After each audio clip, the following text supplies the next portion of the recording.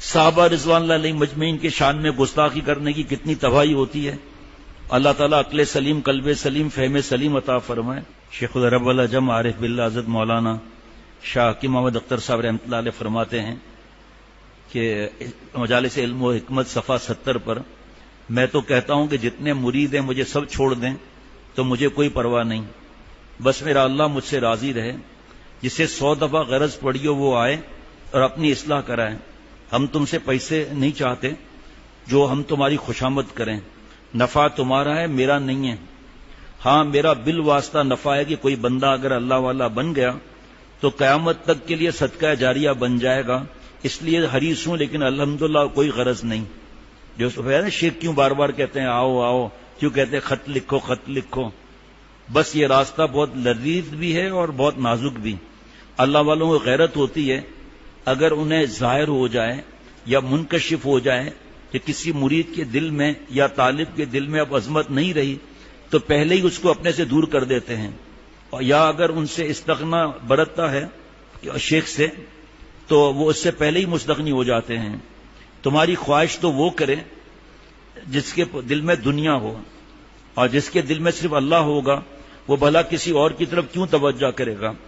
انہیں لالچ تو ہے نہیں کہ مریدوں کی تعداد بڑھے، ہدیے تحفے آئیں، ان سے قرضے لوں، بھیک مانگوں، اشارے دوں. اس لیے ایک صاحب جنہوں نے شروع میں بڑی محبت کا اظہار کیا کہ مجھے آپ سے بہت مناسبت ہے، لیکن بعد میں کسی اور جگہ بھی جانے لگے تو شیخ کو غیرت آتی ہے. اگر اسے احساس ہو جائے کہ طالب میرے علاوہ دزدیدہ نگاہی سے کسی اور کی طرف بھی دیکھ رہا ہے، کنکھیوں سے دزدیدہ، تو شیخ کو غیرت میں جوش آ جاتا ہے. جہاں مناسبت ہے وہاں جاؤ، وہیں نفع ہوگا. یہاں کیوں آئے تھے؟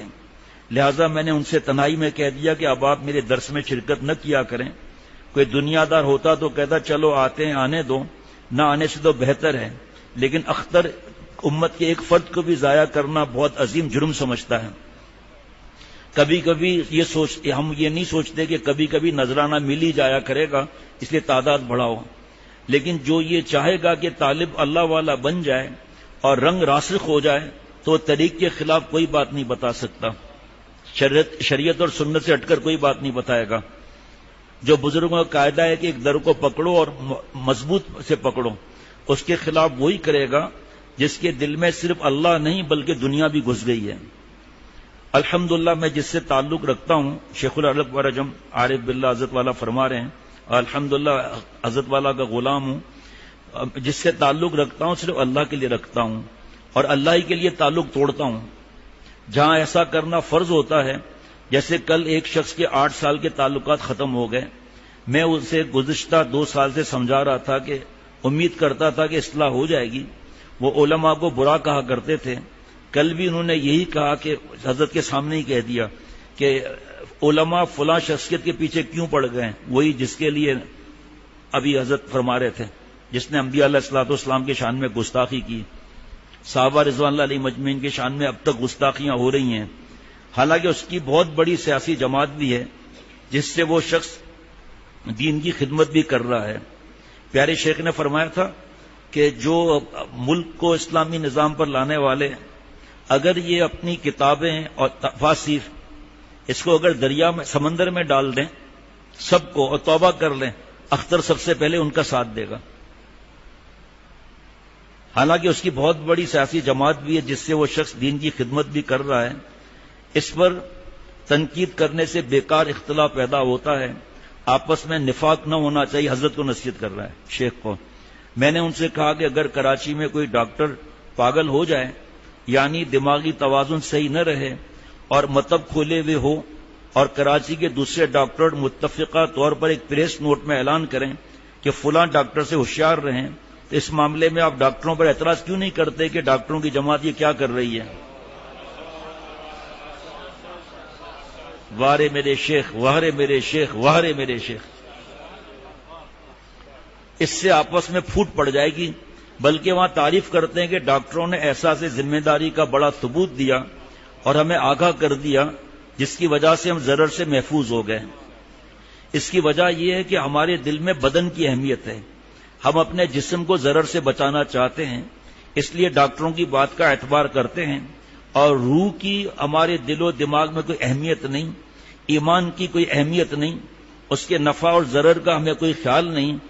اس لیے تمام علماء، مفتی صاحبان ایک شخص کے خلاف جب اعلان کرتے ہیں تو ہم یہ نہیں کہتے کہ علماء نے بڑی ذمہ داری کا ثبوت دیا ہے اور ہمیں گمراہی سے بچا لیا ورنہ عذاب دوزخ میں مبتلا ہو جاتے ہیں، بلکہ روح کی فکر نہ ہونے اور روح کے ضرر کو ضرر نہ سمجھنے کی وجہ سے علماء کے اعتراض پر ہمیں یہ باتیں سوچتی ہیں کہ علماء آپس میں پھوٹ ڈال رہے ہیں، حالانکہ وہ شخص عالم بھی نہیں اور لوگ اس کو مولانا کہتے ہیں.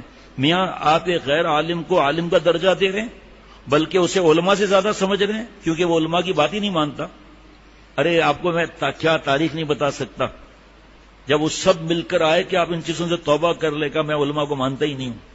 مفتی صاحبان کیا بیچتے ہیں میرے سامنے، نعوذ باللہ. اب یہ واقعات ہمارے بزرگ نہیں بتاتے زیادہ،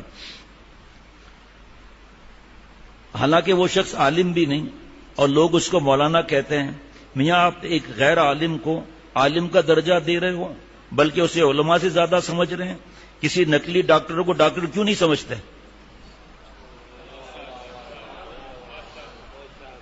کسی نقلی ڈاکٹر کو آپ ڈاکٹر کیوں نہیں سمجھتے؟ پھر میں نے ان سے کہا کہ علماء اس لیے اس شخص کے خلاف ہیں کہ اس نے صحابہ کو ہدف ملامت بنایا ہے جو رسول اللہ صلی اللہ تعالی علیہ وسلم کے جان نثار ساتھی ہوں اور قرآن پاک میں اللہ تعالی نے جن کی مدح و ستائش بیان فرمائی ہو ان کو ایک شخص گالیاں دینے لگے تو کیا ایسے وقت میں خاموش رہا جا سکتا ہے؟ انہوں نے کہا لیکن میرے دل میں تو اس کی محبت معلوم ہوتی ہے، لیکن میرے دل میں تو اس کی محبت معلوم ہوتی ہے. اس پر میں نے ان سے کہا بس تو پھر آج سے میرے اور آپ کے تعلقات ختم. اب آپ مجھے کبھی اپنی صورت نہ دکھائیں نہ میرے جنازے میں شریک ہوں. میں یہ وصیت کر جاؤں گا کہ اس شخص کو جو حضور اکرم صلی اللہ علیہ وسلم کے صحابہ رضوان اللہ علیہ مجمعین سے دشمنی رکھنے والے کو دوست رکھتا ہے میرے جنازے میں شریک نہ ہونے دیا جائے. اب آپ سے محبت و تعلق رکھنا میرے لیے جائز نہیں. اب مجھے اللہ کی پکڑ کا ڈر ہے کیونکہ دشمن کا دوست بھی دشمن ہوتا ہے، دشمن کا دوست بھی دشمن ہوتا ہے. کیا کوئی دوست یہ پسند کرتا ہے کہ اس کے دشمن سے دوستی کی جائے؟ اب آپ چاہے مجھے گالیاں دیں چاہے مجھے لوگوں میں برا بھلا کہیں، مجھے کچھ پرواہ نہیں. بس میرا اللہ مجھ سے راضی رہے. اللہ نے مخلوق سے نظر اٹھا دی ہے، یہ ان کی توفیق ہے، میرا کمال نہیں، میرے بزرگوں کے جوتیوں کا صدقہ ہے. اب یہ الہامات ربانی سے اللہ تعالیٰ قرآن پاک میں صحابہ رضوان اللہ علیہ مجمعین کی معافی کا اعلان فرما رہے ہیں. 12 رجب 1393 ہجری مطابق 13 اگست 1973 ہے جی. کرنا منع ہے جناب. آپ صلی اللہ علیہ وسلم حضرت فرماتے تھے انبیاء علیہ الصلوۃ والسلام میں سے کسی کو جمائی تک نہیں آئی، بس یہ سوچ لیا کرو جمائی رک جائے گی. حضرت والا میری طرف دیکھنا، ایسے جمائی روکتے تھے. اور اگر اب روک نہیں سکے تو نہیں کرنا ہے، ہاتھ کی پشت جو ہے منہ پہ رکھ دیں گے. انسان نے کبھی مجبور ہو جاتا ہے. اللہ تعالیٰ فرما رہے ہیں وَلَقَدْ عَفَا اللَّهُ عَنْهُمْ إِنَّ اللَّهَ غَفُورٌ حَلِيمٌ. سورہ آل عمران آیت 155. عربی قاعدے کے اعتبار سے لام بھی تاکید کے لیے ہے، اس کے بعد قد سے اور تاکید فرما دی، جس کا ترجمہ ہوا کہ اور یقین سمجھو کہ اللہ تعالیٰ نے ان کو معاف فرما دیا. وَرَضِيَ اللَّهُ عَنْهُمْ وَرَضُوا عَنْهُ وَلَكَ. واقعی اللہ تعالیٰ بڑے مغفرت کرنے والے، بڑے حلم والے ہیں. یہ تاکید اس لیے نازل فرمائی کیونکہ اب سنیے میرے شیخ کا غصہ. حضرت نے ایک بار فرمایا تھا دیکھ لو، پتہ کر لو مجھے غصہ بھی کس باتوں پر آتا ہے. اپنے اوپر حضرت کو جو بھی بولے قاتلانہ حملہ ہونے والا تھا، کچھ بھی نہیں، محبت کا تعلق. کیونکہ حق تعالیٰ کو علم تھا کہ امت میں ایسے خبیث پیدا ہوں گے جو صحابہ رضوان اللہ علیہ مجمعین پر اعتراض کریں گے، اس لیے اتنی تاکید سے صحابہ کی معافی کا اعلان فرما رہے ہیں. اللہ کے معاف کر دینے کے بعد بھی ایک نالائق لٹریچری، حضرت نے ان کا نام بھی بتایا، یہاں نہیں لکھا ہوا نام، حضرت عثمان رضی اللہ تعالیٰ عنہ اور دوسرے صحابہ رضوان اللہ علیہ مجمعین پر اعتراض کرتا ہے، ایک نالائق لٹریچری. جب اللہ نے فرما دیا رضی اللہ عنہم تو یہ شخص پونپوں کر کے بھونکتا کیوں ہے؟ ایسے تو ہندوستان پاکستان کے بھی ایسے نہیں کرتے. اگر یہ خبیث آدمی صحابہ رضوان اللہ علیہ مجمعین کو تنقید سے بالا تر نہیں سمجھتا تو میں کہتا ہوں یہ خود بھی تنقید سے بالا تر نہیں ہے، شیخ الاسلام حافظ ابن تیمیہ رحمۃ اللہ علیہ نے لکھا ہے کہ ایک شخص حضرت عبداللہ بن عمر رضی اللہ تعالیٰ عنہما کے سامنے حضرت عثمان رضی اللہ تعالیٰ عنہ پر اعتراض کرنے لگا تو آپ نے جواب دیا کہ اللہ نے تو انہیں معاف کر دیا، تو تم نے انہیں معاف نہیں کیا، تم ان پر عیب لگاتے ہو۔ الحمدللہ یہی وہ جواب ہے جو یہ فقیر بھی ایسوں کو دیا کرتا ہے۔ اللہ اکبر، کتنی جرأت کی بات ہے، جس شخصیت کو اللہ معاف کر دے مگر بندہ معاف نہ کرے، بھائی یہ تو اللہ کا مقابلہ ہے، یہ اللہ پر اعتراض ہے۔ اپنے جس بیٹے کو، ذرا غور سے سننا، اپنے جس بیٹے کو بادشاہ معاف کر دے پھر کوئی اس پر اعتراض کرے تو شاہ اس کی کھوپڑی گنجی کر دے گا،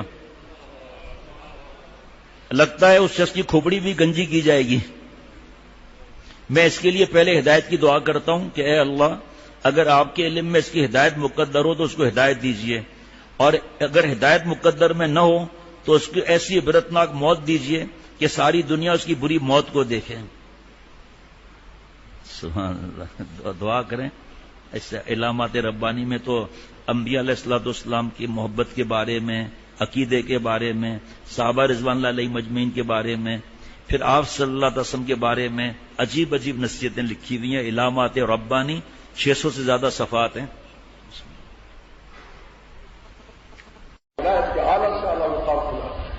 اور یہ صدیقین کا سب سے اعلیٰ مقام ہے۔ اور صدیق کی کیا تعریف ہے؟ 3 تعریف کی علامہ دوسری۔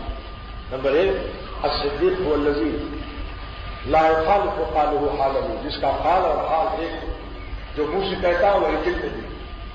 نمبر 2، الذی لا يتغیر باطنه من ظاہر، جس کے ظاہر کے حالات سے مال و دولت دیکھ کر کسی پارٹی کو یا پیسہ مل گیا تو یہ نہیں کہ دل سے ضمیر کہتا ہے کہ وہ جماعت صحیح نہیں، مگر پھر بھی پیسے کی لالچ میں یا جاہ کی لالچ میں اس سے گڑ جوڑ کی ہوئی۔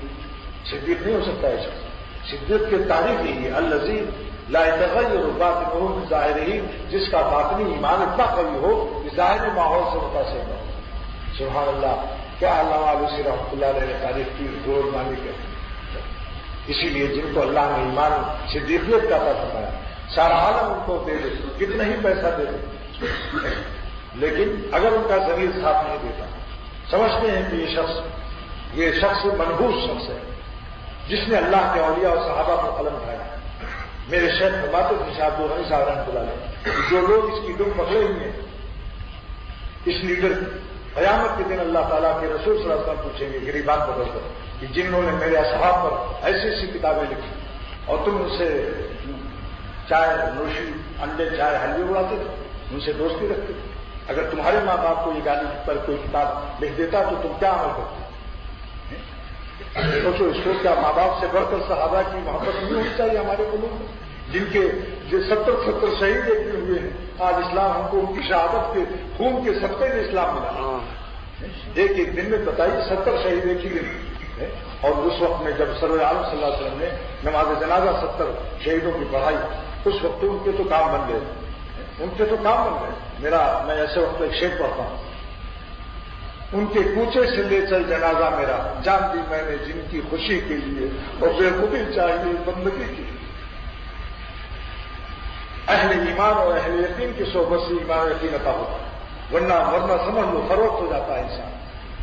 جاہ اور مال میں توازن اور حسن میں کوئی حسین دیکھا بڑے بڑے علم کے، لیکن جنہوں نے اللہ والوں کی صحبت اٹھائی،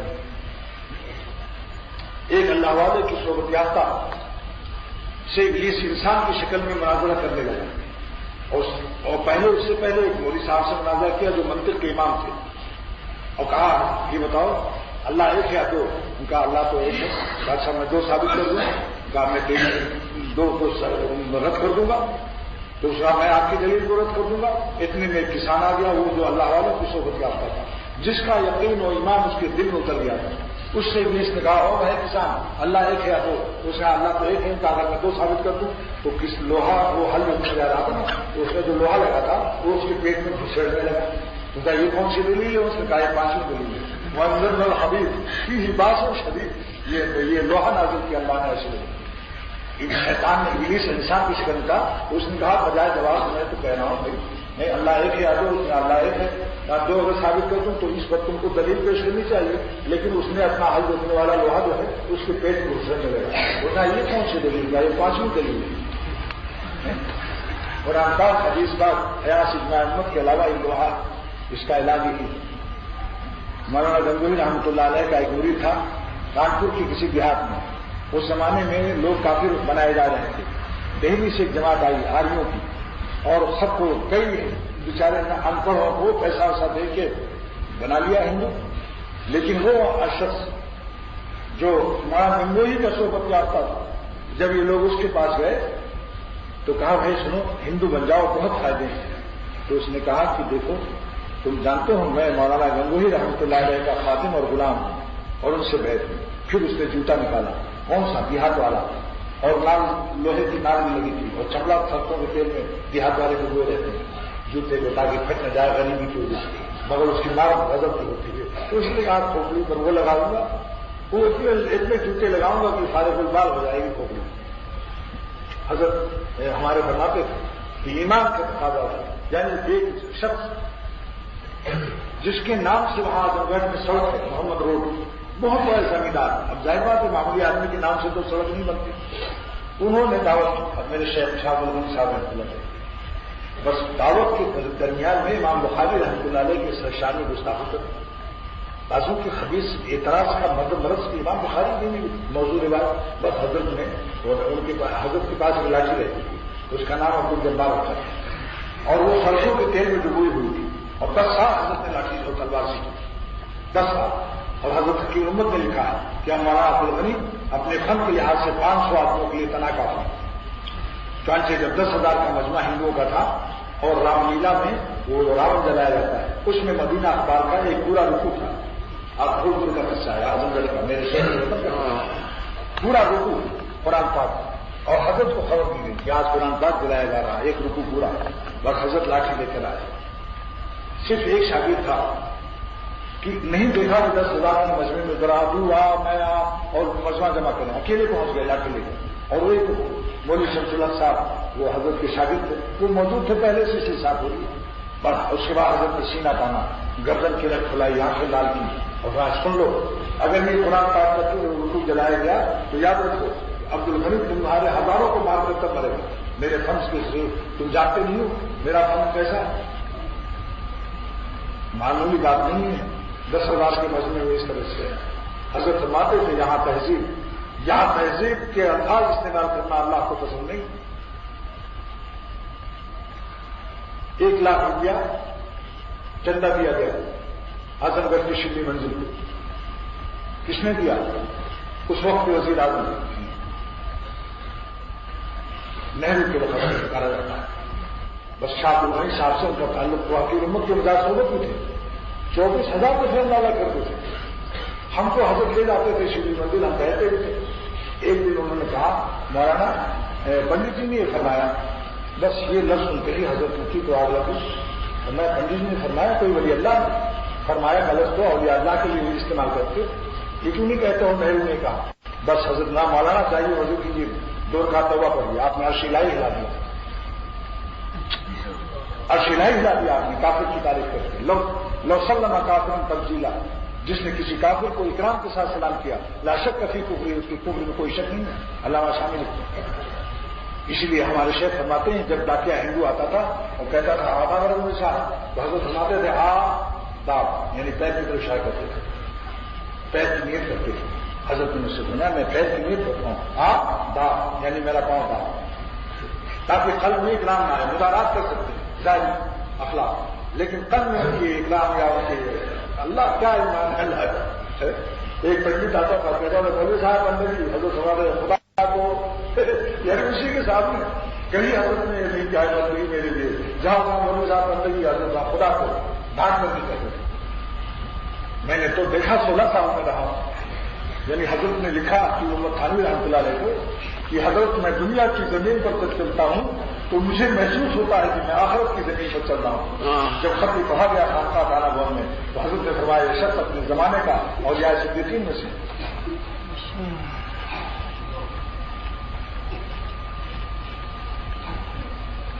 کرنا تھا کہ حضرت نے جب بخاری شریف آئی تو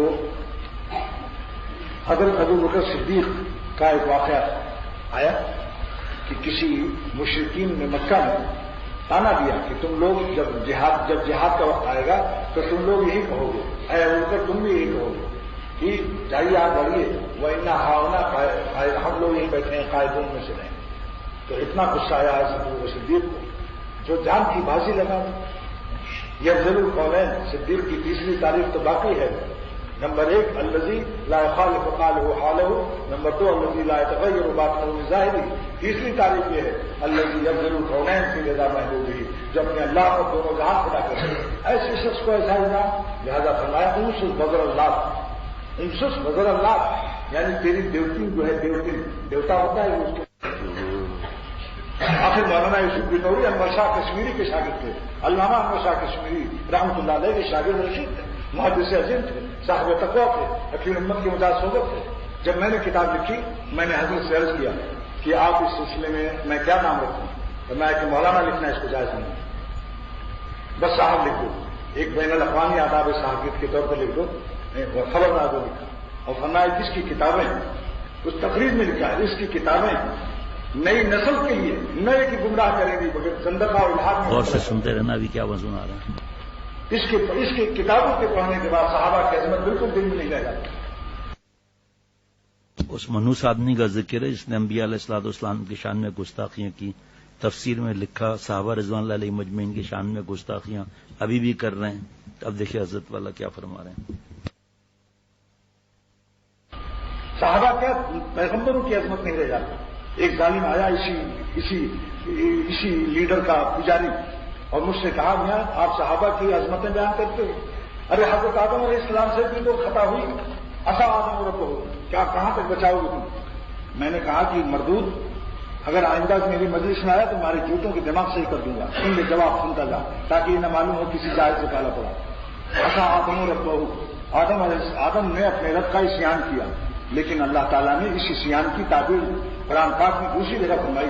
قرآن کا ایک جز دوسرے جز کی تفسیر کرتا ہے کہ نسل آدم علیہ السلام کا عصیان میں نے اس لیے نازل کیا کہ بہت بڑے مرتبے کے آدمی ہیں، بڑے مرتبے والوں کی چھوٹی خطا کو بڑی خطا کہی جاتی ہے، لیکن ان کا عصیان دنیا والوں عصیان نہیں تھا، نسل آدم عصیان کا بھول گئے۔ ولم نجد له عظما نکرہ تحت النفی واقع ہے، ان نکرتا اذا وقع تحت النفی تفید العموم۔ کیا مطلب کہ ہم نے ان کے قلب کے دائرے میں کہیں بھی ارادے نافرمانی نہیں پایا۔ ولم نجد له عظما یعنی عزم کا ایک اشاریہ ارادے معصیت کا نہیں تھا ان کے قلب میں۔ یہ نکرہ تحت النفی جو لوگ عربی جانتے ہیں ذرا ان سے پوچھو، جو عربی جانتے ہیں دوستوں، چند دن کی دنیا جاہ و نام یا وہ بلائے ہم کو یا ہماری عزت کرے یا ہمیں وہ کرے، ہم صحابہ کی عظمتوں کی لاشوں پر گزر کر ہم حکومت نہیں چاہتے، ہمیں افاقہ کر لیں گے۔ حکومت کے معنی نہیں ہے کہ ہم صحابہ کی عظمتوں کی لاشوں پر حکومت حاصل کریں، حکومت تقویٰ سے حاصل ہوتی ہے۔ اتنا زمانہ ہو گیا اس بات کو، نہ پاکستان میں حکومت بن سکی نہ یہاں بن سکی، اور وہ زمین پر نہیں بن سکے گی انشاءاللہ تعالیٰ جب تک ان کتابوں کو سمندر میں نہ ڈالیں۔ جماعت میں حیثیت جماعت میں نہیں کہتا، میں اس کی کتابوں کی حیثیت سے کہتا ہوں۔ اگر کوئی جماعت ایسی پیدا ہو جو کمیونسٹ اور سوشلسٹ کی مقابلہ کرے اور اسلامی قانون کی لانے کے لیے کوشش کرے، اختر سب سے پہلے اس کے ساتھ ہوگا، بشرطے کہ وہ مواد، وہ کتابیں سے دریا پور کو سمندر میں ڈالی جائیں جس پر صحابہ کرام پر قلم اٹھایا گیا۔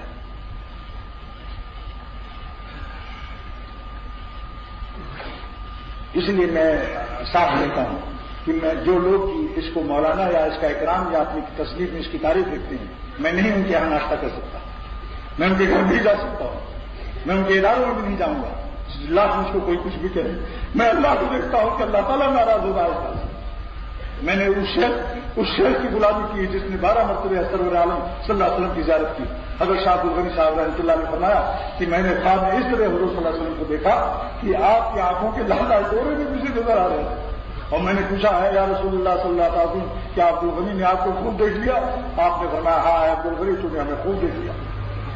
جن کو حضرت حامل علوم ولایت اور حامل علوم نبوت لکھا شاہ حکیم التھانی نے، 16 سال میری غلامی کا یہ تو حاصل نہیں ہوگا کہ میں پیٹ کے ناشتے کے لیے یا لوگوں کی تعریف کے لیے اپنے زمین کو فروخت کروں۔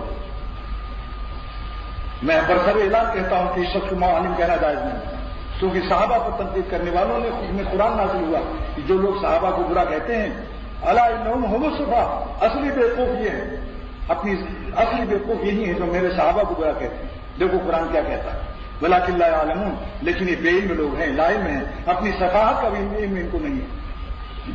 کیا میں نے کوئی سنی سنائی بات کی؟ بعض لوگ الزام لگاتے ہیں سنی سنائی. میں نے کتابیں پڑھی, خود اپنی آنکھوں سے کتابیں پڑھی. ابو بکر صدیق کو لکھتا ہے یہ فائدے علی منہاج نبوت, خلافت نبوت کا کام انجام دیا. آخر میں مگر یہ بات, مگر وہ ایک وقت میں مغلوب ہو گئے تھے نفس. یعنی دیکھو صحابہ کو لکھتا ہے تجدید الدین, دیکھو کہ صدیق اکبر کے 4 صفحے میں تعریف, آخر مگر وہ حضرت عیسیٰ کے بارے میں نفس سے مغلوب ہو گئے. اس کا حق ہے صحابہ کے پر قلم اٹھانا جن سے اللہ راضی ہو گیا, قرآن پاک میں نازل فرمایا جن سے اللہ راضی ہوا. یہ کمبخت حضرت والا فرماتے تھے کہ کتاب, اس بدماش کے لیے کتاب چھپی جس میں بڑے بڑے اکابر نے اپنی آنکھوں سے دیکھ کر لکھا ہے کہ اس جگہ پر اس نے یہ کمینہ پن کیا ہے. پھر حضرت نے فرمایا حضرت شیخ الحدیث وہاں زکریا صاحب رحمۃ اللہ علیہ, تبلیغ کا بڑا نازک کام ہے, اس میں اس طرح کا کام نہیں کیا جاتا. تو وہ لوگ بھی پھر آنا بند کر دیں گے. لیکن یہ ایسا جملہ تھا کہ حضرت شیخ الحدیث وہاں زکریا صاحب رحمۃ اللہ علیہ نے بھی لکھا ہے, فلانا بدماش امت اکابر امت کی نظر میں. حضرت اتنی بڑی کتاب ہے, حضرت شیخ الحدیث وہاں زکریا صاحب رحمۃ اللہ نے بھی خوب لکھا ہے, خوب ڈانٹ لگائی ہے بدماش کا. حالانکہ یہ کام ایسا ہے یہاں اس طرح نہیں بول سکتے. فرمایا اس میں تو حضرت نے بھی نہیں چھوڑا. اپنی عدالت میں اس کو بناتا ہے. میں ہی کہتا ہوں دوستو سن لو اس کو, اگر اس کا تم نہیں چھوڑا اور اس سے بخش کا اعلان نہیں کیا تو قیامت کی اپنی عاقبت سوچ لو. بس میں آگے کچھ نہیں کرتا, لیکن ایسے حضرات سے میں ان کا ناشتہ کرنے سے, ان کے دارالعلوم میں جانے سے معذرت تھا. معذرت نہیں کیا, میں ناجائز اور حرام سمجھتا ہوں. تو بات یہ ہے, سچی بات ہے. اب آگے چلیں. الملک المہیمن مانے پاسبانی کرنے والا. اس کے بعد کیا ہے؟ الجبار. جبار کے معنی بعض لوگ سمجھتے ہیں بہت بڑا ظالم, نعوذ باللہ. جبار کے معنی الذی یصلح احوال خلقہ بقدرتہ القاہرہ, جو اپنے مخلوق کی اصلاح کرتے اپنے قدرت کاملہ سے. کیا مطلب ہوا اس کا؟ اس کا مطلب ہوا اسی مردود کی جو ہے وہ تفسیر میں انبیاء علیہ الصلوۃ والسلام کی شان میں گستاخی.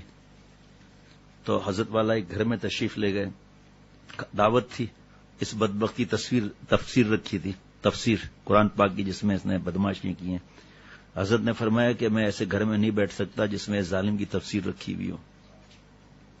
چلو واپس کا بہت معافیاں مانگی. فرمایا میں نہیں بیٹھ سکتا. قبر بیٹھنے کی کیا صورت ہوگی اور کھانے کی؟ فرمایا تفسیر کو بند کروں, میری گاڑی میں رکھ دو, پھر میں بیٹھوں گا. کہا صاحب بیٹھیں تو صرف میں بیٹھوں گا بھی نہیں, جب تک تفسیر گاڑی میں نہیں جائے گی نہیں بیٹھوں گا میں.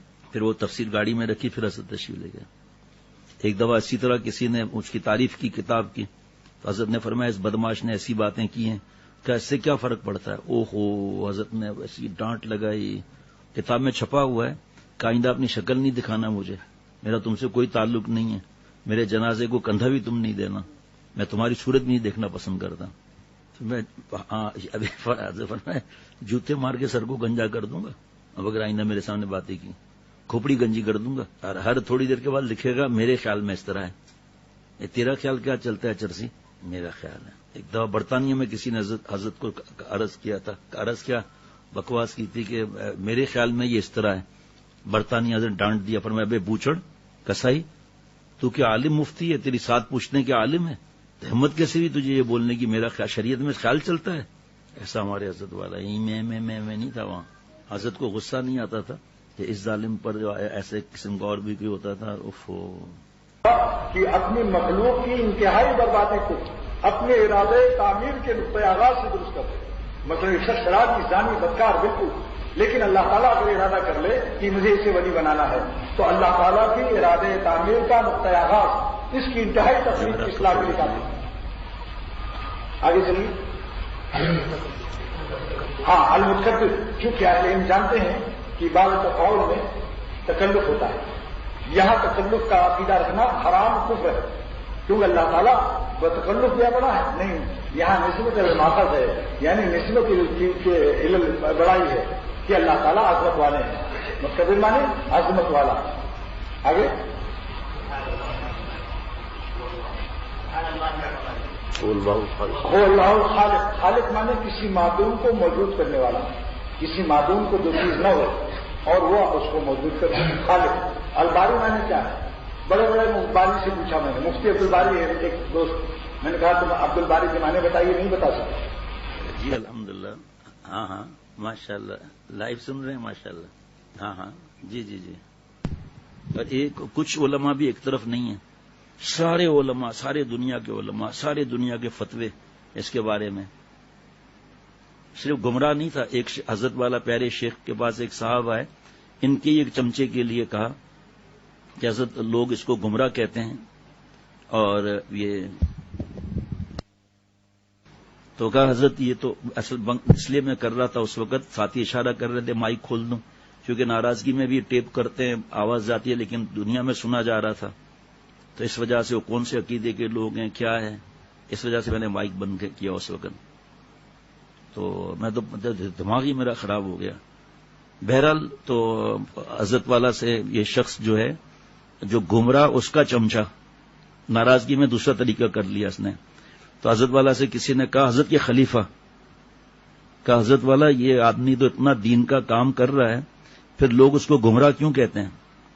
تو حضرت نے فرمایا بالکل ساری دنیا کے علماء اسے گمراہ کہتے ہیں، لوگ سب اس کو گمراہ کہتے ہیں، اس کی وجہ کیا ہے؟ تو حضرت نے فرمایا آپ کی بات صحیح ہے، گمراہ نہیں بولنا چاہیے. وہ خوش ہو گیا، فرمایا واقعی گمراہ تھوڑی تھا، گمراہ گر تھا، خود بھی ڈوبا، دوسروں کو بھی ڈوبایا. یہ بھی اسی طرح ہے، جو گمراہ خود، اور اب تک لوگ گمراہی میں ڈوب رہے ہیں، سارا گناہ اس کے اوپر ہے. اب اس شخص کا کردار، اب دیکھو ماشاءاللہ علماء ہو کر مجھے دکھ ہو رہا تھا، ابھی بھی وہ سن رہے ہیں وہ ساتھی وہاں، کہ وہ عالم ہو کر اور ایسی بچوں جیسی باتیں کریں. اس شخص نے ختم نبوت کا، میں آپ کو کتاب دکھاؤں، اس شخص نے ختم نبوت کے وقت کیا بدماشیاں کی ہیں، کس طرح دھوکے دیے اس شخص نے، وہ جا کر دیکھ لو. ختم نبوت جیسے نازک موقع پر اس اکیلے ان وقت کیا بغاوت کی اور کیا دھوکہ دیا ہے، وہ پڑھ کے دیکھو آپ. ختم نبوت والے نعوذ باللہ سب غلط ہو گئے، اللہ معاف فرمائے. صاف لکھا ہوا ہے اس نے اس طرح دھوکے دیے، اس طرح دھوکے میں رکھا. پھر پاکستان بننے کے ٹائم پر اس نے کیا دھوکے دیے وہ بھی دیکھنا ذرا. اب کیوں آپ پتا ہے نہیں، کچھ کالج یونیورسٹی میں پڑھتے ہیں، وہاں پر کچھ بتایا تھوڑی جاتا ہے کچھ. ہم کسی سے لڑیں گے نہیں، الجھیں گے نہیں، ہم ان کے سامنے کوئی ایسی بات وہ اگر کہیں گے تو پھر ہم تو پاگل تھوڑی ہیں جو غیرت نہیں ہے، خاموشی سے سنتے رہیں گے. ملک دیکھا جاتا ہے، بہت سی جگہ جان بوجھ کے چھیڑتے ہیں تاکہ لڑائی جھگڑا ہو. خان صاحب غلطی انسان سے ہو جاتی ہے، کوئی مسئلہ نہیں، معافی کا دروازہ کھلا ہوا ہے، لیکن منحوس آدمی کے لیے اللہ معاف فرمائے. اچھا فرض کرو کہ ایک مثال ہے کہ میں نے مائک بند کر دیا تھا، آپ لوگ صرف اندر ہی بیٹھے ہوئے تھے. فرض کرو کہ مولانا کہنا بھی چاہیے، فرض کرو ایک مثال ہے، تو میں نے نہیں کہا یا حضرت نے نہیں کہا، تو پھر یہ تو صحیح نہیں ہے کہ شیخ کو فوراً اصلاح کرنے کے لیے آپ فون کر دو. جتنی توبہ کی جائے کم ہے، اسی وجہ سے پھر نسبت منتقل ہونے میں گڑبڑ ہو جاتی ہے. پھر اگر فرض کرو کہنا بھی چاہیے، ایک مثال ہے، اور حضرت نے نہیں فرمایا، تو میں تو حضرت کا غلام ہوں، حضرت نے نہیں فرمایا میں بھی نہیں کہوں گا. لیکن فرض کرو حضرت سے بھی مثال ایک، میں تو نہیں کہوں گا غلطی کا، فرض کرو خیال نہیں رہا، بھول ہو گئی، ایک مثال مجھ سے بھی فرض کرو بھول ہو گئی، تو آپ صبر تو کرو، صبر تو کرو، یہاں تک کہ اگر بیان میں کبھی کوئی غلطی ہو جائے اس کو درگزر کر کے، کوئی ایمان والی بات ہو یا قرآن پاک میں غلطی ہو وہ الگ بات ہے، اس کو آدمی تصحیح کرا دے، باقی صبر کرے. جب دیکھے دوسری تیسری دفعہ بھی یہی عقیدے والی بات غلط ہو رہی ہے تو پرواہ نہ کرے، بغیر نام کے یا عبداللہ کے نام سے ادب سے لکھ دے. آپ کو کہاں ملا؟ ادب سے لکھ دے کہ بھئی میں نے اس طرح سنا. اب حضرت حاجی امداد اللہ صاحب مہاجر مکی رحمۃ اللہ نے کتاب لکھی، حضرت گنگوئی رحمۃ اللہ علیہ کو پیش کی کہ اس میں دیکھ لیجئے آپ ذرا. تو حضرت گنگوئی رحمۃ اللہ علیہ کی کتاب دیکھ کر اور دائرے بنا دیے 3-4 جگہ، اور حاشیے میں لکھا حضرت میں سمجھا نہیں اس بات کو، اے خدا جو ایم توفیق ادب، بے ادب محروم مدس فضل رب. اشارہ اب حضرت سمجھ گئے کہ یہاں غلطی ہے. میرے سے بھی کبھی کوئی ایسی غلطی ہو جاتی ہے، قرآن پاک میں کوئی غلطی ہوئی یا حدیث پاک میں کوئی جملہ غلط ہوا تو وہ لکھ دیتے ہیں کہ ایسا ادب سے لکھتے ہیں میں نے یہ سنا اور ایسا ہونا چاہیے. اب تکبر ہوگا تو قرآن پاک کی تو بات ہی اور ہے، لیکن کوئی ایسی حق کی بات ہو نہ ماننا، یہ تو تکبر ہے، اور تکبر ہٹ نہیں رہا تو ایسے شیخ سے تعلق ہی جوڑنا نہیں چاہیے جو تکبر کر کے اٹکا ہوا غلط بات پر. ہاں کبھی کوئی فارسی کا شعر یا اردو شعر کے لیے تصحیح کرتا ہے تو ان کو الحمدللہ شربت ڈانٹ افزا پلا دیتا ہوں. سن رہے ہیں مفتی صاحب؟ شربت روح افزا تو سنا ہوگا نا. میں یہ کون سی بات ہے جو آپ اس کو صحیح کر رہے ہیں؟ اب آپ میمن آدمی سے اور میمن اور پٹھان اور گجراتی سے آپ چاہتے ہیں کہ شعر پورا صحیح پڑھے. حضرت نے فرمایا میمن اور پٹھان گجراتی کو اجازت ہے. یہ اس کا اشعار کا وزن چیک مت کرو، اس کا اپنا وزن چیک کر لو. ہاں، اور یہ کیا میمن پٹھان گجراتی کیا جانے قافیہ کیا ہوتا ہے بھائی؟ حضرت نے فرمایا تھا، مجھے دیکھ کر ہنس کے فرمایا میمن اگر کوئی شعر کہے نا تو اس کو پھر 1000 بند سے ناپنا ہوگا. بھائی جس کو اب ہمارے اکابر نے فرما دیا نا، اب ہم اپنی عقل نہیں لڑائیں گے، بس ختم بات. اب ہاں اگر اس کو کوئی ایسا جملہ کہہ دیں اللہ معاف فرمائے، ہمیں تو کچھ پتہ ہی نہیں ہے، پتہ نہیں کس کے ساتھ کیا معاملہ ہو، ہم کوئی خدا نخواستہ کوئی اللہ معاف فرمائے وہ ابھی اگر کوئی گڑبڑ کرے تو ظاہری بات ہے اس نے کوئی توبہ تو کیا نہیں. حضرت سید سلیمان ندوی رحمۃ اللہ علیہ نے عرض کیا بیعت کے لیے، تو حضرت تھانوی رحمۃ اللہ علیہ نے فرمایا کہ آپ علامہ ہیں، آپ کے رسالے میں کچھ ایسی باتیں ہیں جو ہمارے اکابر علماء اور ہمارے اجماع علماء کا اس کے پر اتفاق نہیں ہے، آپ توبہ شائع کریں اپنے رسالے میں، پھر میں سوچوں گا. یہ پھر انہوں نے جو اس کی تصحیح وغیرہ کی کہ میں حاضر ہوں، اس کے بعد حضرت نے بیعت کی.